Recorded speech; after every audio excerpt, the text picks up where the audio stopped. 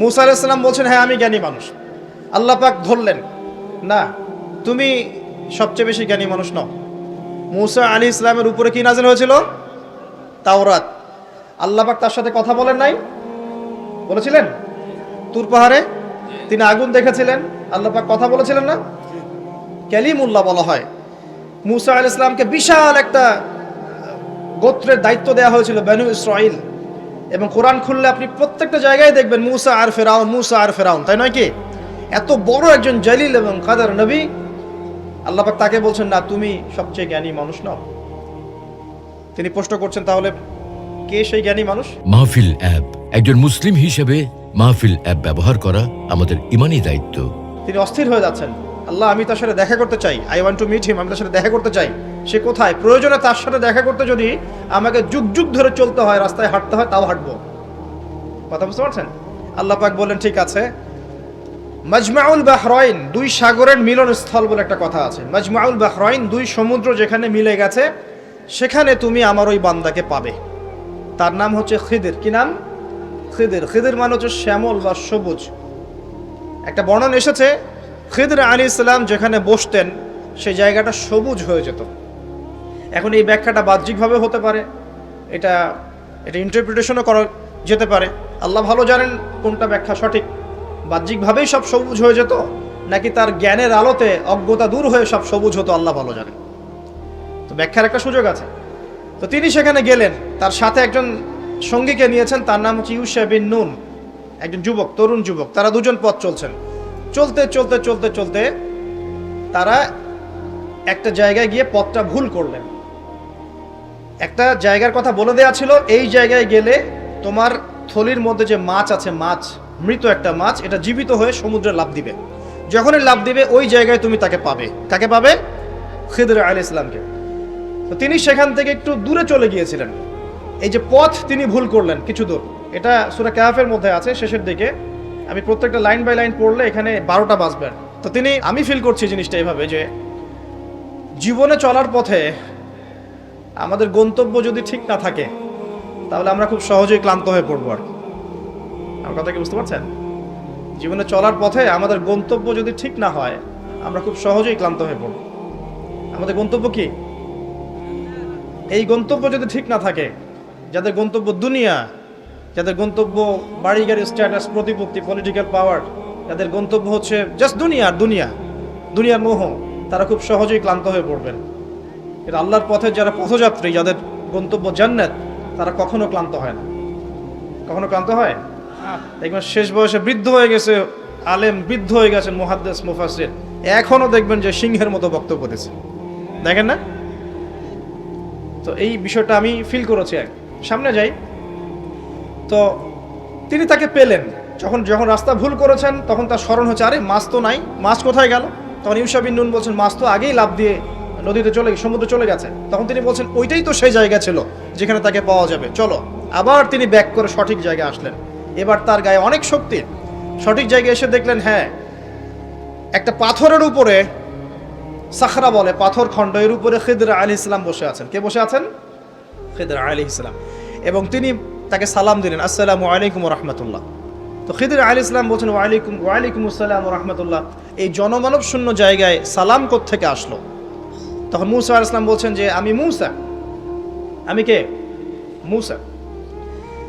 খিদির আলাইহিস সালাম বলছেন তুমি কি বনু ইসরাইলের মুসা? তিনি বলছেন, আমি একটু পড়ে শোনাই। ক্বালা লাহু মুসা, মুসা আলাইহিস সালাম তাকে বলছেন, হাল আত্তাবিউকা আলা আন তুআল্লিমানি মিম্মা উল্লিমতা রুশদা। মুসা আলাইহিস সালাম তাকে বলছেন, হে খিদির আলাইহিস সালাম, আমি কি আপনার অনুসরণ করতে পারি এই শর্তে যে আল্লাহ আপনাকে যা শিক্ষা দিয়েছেন সেখান থেকে আমাকে কিছু শেখাবেন? স্টুডেন্টের মতো আসলেন। এবার খিদির আলাইহিস সালাম কি বলছেন? ইন্নাকা লা তাস্তাতিআ মাইয়া সাবরা। আমি তো শেখাতে চাই, কিন্তু তুমি তো আমার সাথে সবর করতে পারবে না। কি পারবে না? তুমি আমার সাথে ধৈর্য ধরতে পারবে না। একজন টিচার কি কখনো এমন কথা বলে স্টুডেন্টকে? কোন পর্যায়ের জ্ঞান, হিকমা, প্রজ্ঞা, আধ্যাত্মিকত্ব থাকলে একজন মানুষ আগে থেকেই বলতে পারে যে তুমি তো আমার সাথে সবর করতে পারবে না? তিনি বলছেন ওয়া কাইফা তাসবিরু মা লাম তুহিত বিহি খুবরা। তুমি কেমন করে সবর করবে যে তোমাকে তো এই বিষয়ে কোনো খবরই দেয়া হবে না? ক্বালা সাতাজিদুনি ইনশাআল্লাহু সাতাজিদুনি ইনশাআল্লাহু সাবিরান ওয়া লা আ'সি লাকা আমরা। মূসা আলাইহিস সালাম বলছেন ইনশাআল্লাহ আপনি আমাকে ধৈর্যশীল পাবেন এবং আমি আপনার কাজে কোনো রকমের ভ্যাটও দিব না, বাধা দিব না। আপনি করেন যা ইচ্ছা, আমি আপনার কাজে কোনো বাধা দিব না। আচ্ছা, এবার তারা চলতে লাগলেন। ওকে, তিনি বললেন ক্বালা ফাইনিত্তাবা'তানি ফালা তাসআলনি আন শাই। খিদর আলাইহিস সালাম বলছেন তুমি যদি আমাকে ফলো করতেই চাও তাহলে আমাকে কোনো প্রশ্ন করতে পারবে না, আমি যা করব চুপচাপ দেখতে হবে, পরে আমি তোমাকে জানিয়ে দেব, কিন্তু তোমার কোনো প্রশ্ন করা চলবে না। এমন কোনো টিচার দেখেছেন ছাত্রকে বলে প্রশ্ন করতে পারবে না, যা পড়াচ্ছি পড়ো, যা বোঝাচ্ছি বুঝো, যেমনে চালাচ্ছি চলো। পৃথিবীর সবচেয়ে জ্ঞানী মানুষ কে? খিদর আলাইহিস সালাম। এবার চলছেন, ফানতালাকা, তারা দুজন চলতে লাগলেন, হাত্তা ইযা রাকিবা ফিস সাফিনা খারাকাহা। আমি শর্ট করে বলছি, তারা চলতে লাগলেন একটা নৌকা, এই নৌকায় করে তারা একটা নদী পার হলেন। এই নৌকার যে মাঝি বিনা পারিশ্রমিকেই তাদেরকে পার করালো। কিনারায় যাওয়ার আগেই খিদর আলাইহিস সালাম নৌকার তলদেশটা ফুটা করে ফেললেন। কাজটা কি ঠিক হলো? বিনামূল্যে একজন আমাকে সার্ভিস দিল এবং খিদর আলাইহিস সালাম তার তলদেশ ফুটা করে ফেললেন। মূসা আলাইহিস সালাম এবার দেখে বলছেন যে আপনি এটা কি করলেন? লাকাদ জি'তা শাইআন ইমরা, আপনি একটা জঘন্য কাজ করে ফেললেন। যারা আমাদের এত উপকার করলো আপনি তার তলদেশ ফুটা করে ফেললেন। এবার খিদর আলাইহিস সালাম বলছেন আমি তো বলেছিলাম, আলাম আকুল লাক, আমি তোমাকে কি বলি নাই, ইন্নাকা লা তাসতাতি'আ মা'ইয়া সাবরা, তুমি আমার সাথে সবর করতে পারবে না। এবার মূসা আলাইহিস সালাম বলছেন যে ঠিক আছে, লা তুআখিযনি বিমা নাসিত ওয়া লা তুরহিকনি মিন আমরি উসরা, আমি যেটা ভুলে গিয়েছিলাম এই বিষয়ে আমাকে আর পাকড়াও করেন না, এরপর থেকে আমি আর কোনো সমস্যা করব না ইনশাআল্লাহ। ঠিক আছে। আবার তারা চললেন, চলতে পথে এবার একটা বালকের দেখা, ছোট্ট। ফানতালাকা হাত্তা ইযা লাকিয়া গুলামান ফাকাতালা, এবার তারা চলতে গিয়ে একটা গোলাম, মানে কি ছোট বালককে গোলাম বলে না, জান্নাতে গিলমান থাকবে না ছোট ছোট বাচ্চারা, গোলাম, তাকে ডেকে নিয়ে এসে খিদর আলাইহিস সালাম, এটা তো নৌকা ফুটা করাকে তিনি চ্যালেঞ্জ করলেন, এবার তো বাচ্চাকে ফুটা করে ফেলেছে। এবার তিনি বলছেন যে সুবহানাল্লাহ, ক্বালা আকাতালতা নাফসান যাকিয়াতান বিগাইরি নাফস লাকাদ জি'তা শাইআন নুকরা, আপনি নিষ্পাপ একটা নিষ্পাপ পবিত্র একটা বাচ্চাকে এভাবে হত্যা করে ফেললেন, আপনি তো একটা জঘন্য অপরাধ করে ফেললেন। কে বলছেন এই কথা? মূসা আলাইহিস সালাম। আবার তিনি বলছেন ক্বালা আলাম আকুল লাকা ইন্নাকা লা তাসতাতি'আ মা'ইয়া সাবরা, আমি কি তোমাকে বলি নাই তুমি আমার সাথে সবর করতে পারবে না। শেষবারের মতো ক্বালা ইন সাআলতুকা আন শাইইন বা'দাহা ফালা তুসাহিবনি, এরপর যদি আমি আরেকটা কোশ্চেন করেছি তাহলে আমাকে আর সাথে নিয়েন না। কে বলছে কথা? মূসা আলাইহিস সালাম, যিনি বলছেন আমি জ্ঞানী মানুষ, যার উপর তাওরাত নাযিল হচ্ছে। এবার ফানতালাকা, তারা চললেন, হাত্তা ইযা আতায়া আহলা ক্বারিয়াতিন ইসতাতআমা আহলাহা ফাআবাউ আন ইউদাইফুহুমা ফাওয়াজাদা ফিহা জিদারান ইউরিদু আন ইয়ানকাদ্দা ফাআকামা ক্বালা লাউ শি'তা লাত্তাখাযতা আলাইহি আজরা। ঘটনা হচ্ছে এই যে তারা এবার চলতে পথে একটা গ্রামে প্রবেশ করলেন, গ্রামের লোকজনের কাছে মেহমানদারি চাইলেন, পানি খাবার নাস্তা পানি কিছু হবে, কোনো মেহমানদারি পেলেন না। অনেকটা আমাদের দ্য সিটি অফ আখিরুজ্জামানের মতো আর কি, আমাদের হচ্ছে পশ্চিমা সভ্যতার যে বস্তুবাদী জীবন ব্যবস্থা, প্রতিবেশীকে খোঁজ নেওয়ার সময় নাই, ভিক্ষুক আসলে মাফ করো। আচ্ছা না, এখন কি মানুষের উপকার করতে খুব বেশি পছন্দ করে? সত্যি কথা বলেন দেখি, বেশিরভাগ মানুষই কি এখন মানুষের উপকার করতে পছন্দ করে? বরং বাসায় মেহমান আসলে মানুষ বিরক্ত হয়। বাসায় মেহমান আসলে কি হয়? মানুষ বিরক্ত হয়, মুখে না বললেও মনে মনে বিরক্ত হচ্ছে, কবে যাবে। বাসায় গেলে জিজ্ঞাসা করে খেয়ে আসছেন না, গিয়ে খাবেন, জিজ্ঞেস করে না তো। মানুষ কিন্তু এখন বস্তুবাদী। এই যে গ্রামটা ছিল এমনই হয়তো বা, সেই গ্রামের মানুষ খাবার দিচ্ছে না, সিম্পল একটা মানে একটা সৌজন্যবোধ যে খাবার পানিতে আপ্যায়ন করছে না। কিন্তু খিদর আলাইহিস সালাম দেখলেন ওই গ্রামের কোনো একটা বাসার একটা দেয়াল পড়ে গেছে, ধসে গেছে। এই দেয়ালটাকে তিনি নিজের হাতে পুরো নির্মাণ করে শক্ত একটা জায়গায় নিয়ে গেলেন। এটা দেখে মূসা আলাইহিস সালাম বলছেন আপনি চাইলে কিছু আজর বা প্রতিদান নিতে পারতেন, কিছু পারিশ্রমিক নিতে পারতেন, মেহমানদারি করলো না, কিছু পারিশ্রমিক নিলে আমরা কিছু কিনে খেতে পারতাম। তো এবার খিদর আলাইহিস সালাম বলছেন হাদা ফিরাকু বাইনি ওয়া বাইনাক, এই হলো তোমার আর আমার মাঝের ফিরাক, মানে বিচ্ছেদ, এরপরে তোমার সাথে আমার আর পথ চলা হলো না। আমাদের নবী মুহাম্মদ সাল্লাল্লাহু আলাইহি ওয়াসাল্লাম বলেছিলেন হাদিসের মধ্যে, যদি সেদিন মূসা আলাইহিস সালাম এভাবে কাউন্টার প্রশ্নগুলো না করতেন অনেক জ্ঞান হয়তো শেখা যেত, কিন্তু এটা হলো না। প্রথমে যে বলেছেন খিদর আলাইহিস সালাম, ইন্নাকা লা তাস্তাতিআ মাইয়া সাবরা, তুমি আমার সাথে সবর করতে পারবে না, এটা কি ফলেছে না ফলে নাই? ফলেছে না ফলে নাই? আচ্ছা, এবার চলেন সামনে। তিনি বিচ্ছেদের আগে বলছেন, ঠিক আছে, যাওয়ার আগে আমি তোমাকে জানিয়ে দিব কি কারণে আমি এই কাজগুলো করেছি। এক নাম্বার, আমি যে নৌকাটা ফুটা করেছিলাম, আমি শর্ট করে বলছি, ওই নৌকা যদি ফুটা না করতাম তাহলে এই সমুদ্রের পিছনে একটা জলদস্যুদের দল ছিল, এরা ভালো ভালো নৌকাগুলোকে হাইজ্যাক করে, সিজ করে নেয়। এই নৌকা ফুটা আছে, এই নৌকা তারা নিবে না। বাহ্যিক চোখে মনে হচ্ছে যে আমি ওই ব্যক্তিদের ক্ষতি করেছি, কিন্তু আসলে আমি ওই ব্যক্তিদের কিন্তু উপকার করেছি প্রকৃত অর্থে। তুমি সেটা বুঝতে পারো নাই, কারণ তুমি বাইরের চোখ দিয়ে দেখেছো, আর আমি আল্লাহ পাকের মারেফত দিয়ে দেখেছি। কথা কি বুঝতে পারছেন? দ্বিতীয় যে বাচ্চাটাকে আমি খুন করেছি, বা খুন না, এটা খুন বলা ঠিক হবে না, হত্যা করেছি, সেই বাচ্চাটাকে আমি নিজেরই করি নাই, আল্লাহ পাকের আদেশে করেছি। কারণ এই বাচ্চা যদি বড় হতো তাহলে এই বিশ্বের বড় কাফেরদের একজন হতো। যদি ফেরাউনকে ছোটবেলায় করতো তাহলে কি ফেরাউন বড় হতো? আচ্ছা, যাই হোক, যদিও এটা তাকদীর বা কদার, এটা আমি আল্লাহর আদেশে করেছি, আমি নিজের মন গড়া কোনো দর্শনে কাজটা করি নাই, আল্লাহর হুকুমে করেছি। তৃতীয় যে দেয়ালটা আমি নির্মাণ করেছিলাম, ওই বাড়িতে থাকে দুইজন এতিম বালক, যাদের পিতা এবং মাতা খুবই সৎ ছিল। কি ছিল? সৎ ছিল। এখানে একটা ছোট্ট কথা বলে দেই, আপনি আমি যদি পিতা মাতা হিসেবে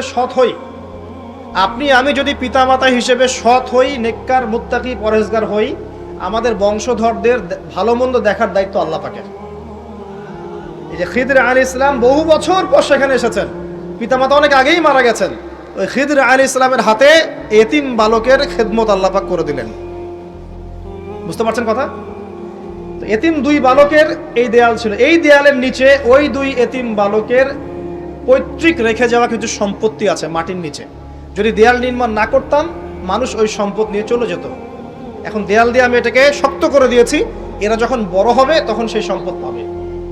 তো বাহ্যিকভাবে তোমার কাছে মনে হয়েছে আমি বিনা পারিশ্রমিকে অহেতুক একটা কাজ করছি, কিন্তু সত্যিকার অর্থে আল্লাহর হুকুমে আমি সেটা দেখেছি যা তুমি দেখতে পারো নাই, আমি সেটা বুঝেছি যা তুমি বুঝতে পারো নাই। এরপরে তাদের বিচ্ছেদ হয়ে যায়। আমি আপনাকে একটু দেখাই যে এখানে দেখুন, তিনটা ক্ষেত্রেই মূসা আলাইহিস সালাম বাহ্যিকতাকে প্রাধান্য দিয়েছেন, কিন্তু খিদর আলাইহিস সালাম ইন্টারনাল আইজ, বা আমরা যেটাকে বলি ইন্টারনাল অবজারভেশন, এটাকে প্রাধান্য দিয়েছেন। আপনি আর আমি যদি খিদর আলাইহিস সালামের মতো মুত্তাকি, পরহেজগার, জ্ঞানী, নিরহংকারী এবং বিনয়ী হতে পারি, কোরআন এবং সুন্নাহর মানদণ্ড চর্চা করে, ইখলাস ঠিক রেখে, নিয়াত ঠিক রেখে, শুধুমাত্র আল্লাহ পাকের সন্তুষ্টির জন্যে আল্লাহর পথে দাওয়াতের কাজ, মেহনতের কাজ, দিনের প্রচার প্রসারের কাজ করতে পারি, ইনশাআল্লাহ তাআলা আপনার যদি হৃদয়টা কলবুন সালিম হয়, কলবের মধ্যে নূর থাকে, আল্লাহর মারিফত থাকে, ইনশাআল্লাহ আপনি এমন কিছু দেখবেন যা সবাই দেখবে না, আপনি এমন কিছু শুনবেন সবাই শুনবে না, আপনি এমন কিছু উপলব্ধি করবেন যা সবাই করতে পারছে না। এখানে তিনটা ক্ষেত্রেই খিদর আলাইহিস সালাম এমন কিছু দেখেছেন, বুঝেছেন যা মূসা আলাইহিস সালাম পারেন নাই। পৃথিবীর সবচেয়ে জ্ঞানী মানুষের এক্সাম্পল আপনাকে দিচ্ছি আমি। এই তিনটা ঘটনা আপনি কি বুঝলেন? বাহ্যিকতা আর রিয়েলিটি, যেটা দেখা যাচ্ছে বাহ্যিক চোখ দিয়ে, আর রিয়েলিটি, বাস্তবতা এক জিনিস না। দেখেন, খিদর আলাইহিস সালাম কিন্তু একদিনে একা একা হয়নি। প্রথমত আল্লাহ পাক তার সম্পর্কে কি বলেছেন একটা কথা বলে দিই। আল্লাহ পাক বলছেন যে তিনি আল্লাহর একজন বান্দা ছিলেন, ফাওয়াজাদা আবদান, তিনি আল্লাহর একজন বান্দা ছিলেন, মিন ইবাদিনা, আল্লাহর বহু বান্দাদের মধ্যে তিনি একজন আল্লাহর বান্দা ছিলেন। কে? খিদর আলাইহিস সালাম।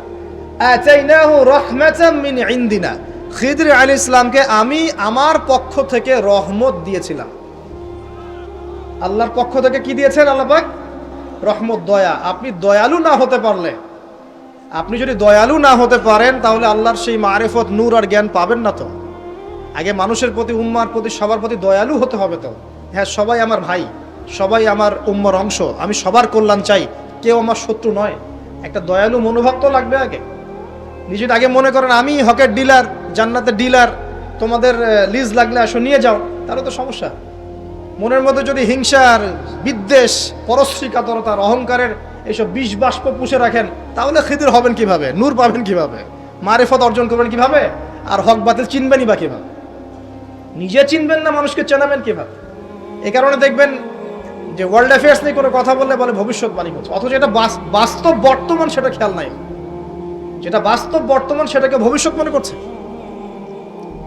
পুরো ওয়ার্ল্ডের ইকোনমিক সিস্টেম একটা ভয়ঙ্কর হুমকির মুখে আছে। বড় বড় যারা ইকোনমিক্সট এবং যারা মিলিটারি অ্যাফেয়ার্স নিয়ে পড়াশোনা করেন তারা বলছেন যে এই বিষয়গুলো ওয়ার্ল্ডের সামনে দাঁড়িয়ে আছে। আর পড়াশোনা করে কোরআন সুন্নাহর জ্ঞানের সাথে এই যুগোপযোগী জ্ঞানগুলোকে একত্রিত করে যখন আমরা এগুলোর সলিউশন দেওয়ার চেষ্টা করছি, বলছে গণক, বলছে ভবিষ্যৎ বক্তা, বলছে অমুক তমুক। অথচ ইসলাম, আলেম ওলামা এবং যারা দিনের দায়ী মোবাল্লেগ তাদের কাছ থেকে জনগণ আসলে আশা করে কি? আপনারা কি আমাদের কাছে শুধু এটাই আশা করেন ওয়াজ মাহফিলের এখানে বসবো সুবহানাল্লাহ বলা শেখাবো, আলহামদুলিল্লাহ পড়লে কত নাকি হয় এটাই শেখাবো, হ্যাঁ মাসলা মাসাইলগুলো শেখাবো, এতটুকুই যথেষ্ট? হাত বাঁধবেন কোথায়, রফুল ইয়াদান করবেন কি করবেন না, আমিন জোরে নাস্তে, এগুলো নিয়েই কথা বলবো খালি? আমরা কি খালি এই আধ্যাত্মিকত্বের বিষয়গুলোই, ইবাদত বন্দিকে জীবনের কথাগুলোই বলবো? ইসলামে কি ইকোনমিক কোনো সেকশন নাই? ইসলামে কি পলিটিক্স নাই? ইসলামে কি জিও পলিটিক্স নাই? ইসলামে কি অন্যান্য ফিলোসফিক্যাল থটসগুলো নাই? তাহলে যুগ এবং জিজ্ঞাসার সমাধান আপনারা আমাদের কাছে আশা করেন কি করেন না? যুগ এবং জিজ্ঞাসার যে সমাধান, এটা তো আপনার আলেম ওলামার কাছে আশা করবেন, তাই নয় কি? না কার কাছে আশা করবেন? কে দিবে আপনাকে সমাধান? এখন এই সমাধান দেওয়ার জন্য যোগ্যতা কি লাগবে? আপনাকে খিদির হতে হবে, খিদির আলাইহিস সালামের মতো দূরদর্শিতা সম্পন্ন হতে হবে। কিভাবে হবেন? ওই যে আল্লাহ পাক বলছেন আমি তাকে রহমত বা দয়া দিয়েছি। আগে দয়ালু হতে শেখেন, আগে মনের হিংসা দূর করেন, মনটা পবিত্র করেন। আগে পবিত্র হচ্ছে না, টেনশনের কিছু নাই। আল্লাহওয়ালা কোনো মানুষের কাছে আসেন, এসে পড়ে থাকেন, পবিত্র হয়ে যাবেন ইনশাআল্লাহ। আল্লাহওয়ালা যে মানুষরা আছেন, আল্লাহর মারিফতওয়ালা মানুষরা, তাদের কাছে সোহবতে গিয়ে পড়ে থাকেন 5 দিন 7 দিন 1 মাস 40 দিন, ইনশাআল্লাহ দেখবেন আপনি অনেক কিছুই শিখবেন। সব কিছু বইপত্র পড়ে শেখা যায় না, সব কিছু বইপত্র পড়ে আর এই সার্টিফিকেটস অর্জন করে সব শেখা যায় না। কেন শেখা যায় না? আল্লাহ পাক বলছেন আতাইনাহু রাহমাতাম মিন ইনদিনা ওয়া আল্লামনাহু মিন লাদুন্না ইলমা। এই হচ্ছে পয়েন্ট। আল্লাহ বলছেন আমি খিদিরকে আমার পক্ষ থেকে জ্ঞান শিখিয়েছি। কার পক্ষ থেকে? আমি আবার বলছি ওয়া আল্লামনাহু মিন লাদুন্না ইলমা, আমি খিদির আলাইহিস সালামকে আমার পক্ষ থেকে জ্ঞান শিখিয়েছি। আল্লাহর পক্ষ থেকে তার কাছে জ্ঞান ছিল। খিদির আলাইহিস সালাম কয়টা ডিগ্রি অর্জন করেছেন? কয়টা সার্টিফিকেট? কোন কোন স্কুল কলেজ ইউনিভার্সিটি? তিনি কি হার্ভার্ডে পড়েছিলেন? তিনি কি কেমব্রিজে পড়েছেন? আমাদের প্রাচ্যের অক্সফোর্ডে পড়েছেন? তো এখানে পড়েও খিদির হতে পারছি না কেন? তাহলে সমস্যা কোথায়? তার মানে জ্ঞান শুধুমাত্র প্রোটেস্ট্যান্ট ভার্সনে সার্টিফিকেটস অর্জন করা নয়, আর বইপত্রের খালি লেটার্সগুলোকে মুখস্থ করাই নয়, এগুলোই জ্ঞান নয়। যতক্ষণ পর্যন্ত এগুলোর আমল না আসবে এবং আল্লাহওয়ালা মানুষের সোহবতে না থাকবে, আত্মশুদ্ধি অর্জন না হবে, কলব পরিষ্কার না হবে, ততক্ষণ পর্যন্ত আল্লাহর মারিফত পাবেন। আমি কি কথা বোঝাতে পারছি? একটু উঁচু স্তরে কথা বলছি হয়তো আপনাদের সামনে, কিন্তু কথাগুলো খুব ইম্পর্টেন্ট। আপনারা পরে বুঝবেন, রেকর্ডিং হচ্ছে, পরে বারবার শুনেন। শুধুমাত্র প্রোটেস্ট্যান্ট ভার্সনে এগুলো মুখস্থ করার মধ্যে জ্ঞান সীমাবদ্ধ নয়। এটা আপনি পড়লেন, বই সার্টিফিকেটস অর্জন করলেন। আপনি ডক্টর হতে চান, আমার পাশে একজন ডক্টর বসে আছেন। এখন যদি আমি বলি যে আপনি ডক্টর হতে চান অর্থোপেডিক্সের বইগুলো আপনাকে দিয়ে দিলাম, বাসায় গিয়ে পড়েন, ডক্টর হয়ে যান, হবে? পারবে কি কেউ পড়তে? তাকে মেডিকেল কলেজে ভর্তি হতে হবে, ক্লাস করতে হবে, তার চেয়ে বড় বড় ডক্টরদের সোহবতে থেকে জ্ঞান শিখতে হবে, প্র্যাকটিক্যাল করতে হবে, কত কাজ। এই কাজগুলো আমরা দিনের ক্ষেত্রে করতে চাই না। আমি একটা বিষয়ের দিকে ফোকাস করছি, খিদির না হতে পারলে সে জামানায় টেকা যাবে না। কারণ এই জামানা রিয়েলিটি আর বাস্তবতার মধ্যে কোনো মিল নাই। দূরদর্শিতা লাগবে, চিন্তা হবে, চিন্তা হলে নূর লাগবে। ওই যে বললাম, নূর আপনাকে অন্ধকার জাহিলিয়াতে আলোর পথ দেখাবে, অন্ধকার থেকে আলোর পথ দেখাবে ইনশাআল্লাহ। তো প্রথমে লাগবে জ্ঞান, দয়া, একটা কলবুন সালিম, প্রশান্ত হৃদয়, আল্লাহ পাকের মারিফত এবং আল্লাহর নূর অর্জন হবে। কিভাবে? প্রথমে আপনি জ্ঞান অর্জন করে আমল করবেন, এরপর আল্লাহওয়ালা মানুষের কাছে থাকবেন, তাদের সাথে সম্পর্ক রাখবেন, আলেম ওলামা থেকে ডিটাচড হয়ে থাকবেন না, কখনো না। তাদের সোহবতে গিয়ে গিয়ে পড়ে থাকবেন। সপ্তাহে 5 দিন কাজ করছেন, 2 দিন তো ফ্রি আছেন, 2 দিনের মধ্যে 1 দিন সময় দিবেন। পারা যাবে না? বহু ওলামায়ে কেরাম বাংলার আনাচে কানাচে কাজ করছেন, অফলাইনেই, অনলাইনে তাদেরকে পাবেন না আপনি। এমনও আল্লাহওয়ালা মারিফতওয়ালা মানুষ আছে বাংলাদেশের মাটিতে, যাদেরকে আপনি অনলাইনে একটা ছবিও খুঁজে পাবেন। শুধুমাত্র নিজে নিজে জ্ঞান অর্জন নয়, আমল দরকার, সোহবত দরকার। আর কি দরকার? বললাম কলবুন সালিম, প্রশান্ত একটা হৃদয় দরকার, আল্লাহ নূর দরকার, মারিফত। এরপরে দেখবেন আপনি এমন কিছু দেখছেন, শুনছেন, বুঝতে পারছেন যেটা সবাই পারবে না। এখানে দেখেন তিনটা ক্ষেত্রেই খিদির আলাইহিস সালাম কি সঠিক না ভুল? সঠিক না ভুল? আচ্ছা, এখন তার কাজগুলোকে মূসা আলাইহিস সালামের কাছে কি মনে হচ্ছিল, সঠিক না ভুল? ভুল। এই জামানাটা সেই জামানা যে জামানায় আপনি দেখবেন সত্য মিথ্যার মানদণ্ড উল্টে গেছে। আমানতদারকে খেয়ানতকারী বলা হচ্ছে, খেয়ানতকারীকে আমানতদার বলা হচ্ছে। প্রচন্ড রকম উগ্র একজন মানুষকে আপনি বলছেন ভালো মানুষ, কিন্তু একজন ভালো মানুষকে আপনি বলছেন উগ্র। প্রচন্ড রকম জালেম একটা সভ্যতাকে আপনি বলছেন একদম বিশ্বের সবচেয়ে উন্নত সভ্যতা, কিন্তু আদতে তারা বিশ্বের সবচেয়ে নিকৃষ্ট সভ্যতা। বাহ্যিকভাবে আপনি দেখছেন ইকোনমিক প্রোগ্রেস, আসলে দেখছেন ধসে যাচ্ছে। বাস্তবতা হচ্ছে এটা ধসে যাচ্ছে। আপনি দেখছেন নারীর অধিকার একদম, আদতে নারীরা জাহান্নামী হচ্ছে বেশি বেশি। বাহ্যিকভাবে দেখছেন যে পোশাক চেঞ্জ হয়ে যাচ্ছে, ছেলের পোশাক মেয়ে, মেয়ের পোশাক ছেলে, তাই না? এটা শুধু বাহ্যিক পোশাকেই হচ্ছে না, এটা আপনার সমাজের ফাংশনাল রোলটাও চেঞ্জ হচ্ছে। সমাজের ফাংশনাল রোলের মধ্যে মেয়ে ছেলের জায়গায় আসছে, ছেলে মেয়ের জায়গায় আছে। ভিতর থেকে দেখা শেখেন আপনি, ভিতর থেকে দেখা শেখেন। দেখছি আমরা উম্মার জন্য অনেক কিছু করে ফেলছি, কিন্তু আদতে আমরা এখন ঐক্যবদ্ধই হতে পারছি না। আমরা সবাই মিলে একটা জায়গায় আসতেই পারছি না এখনো। ছোটখাটো বিষয়গুলোকে নিয়ে অনলাইন অফলাইন গরম করে রেখে দিচ্ছে একেবারে, তাই না?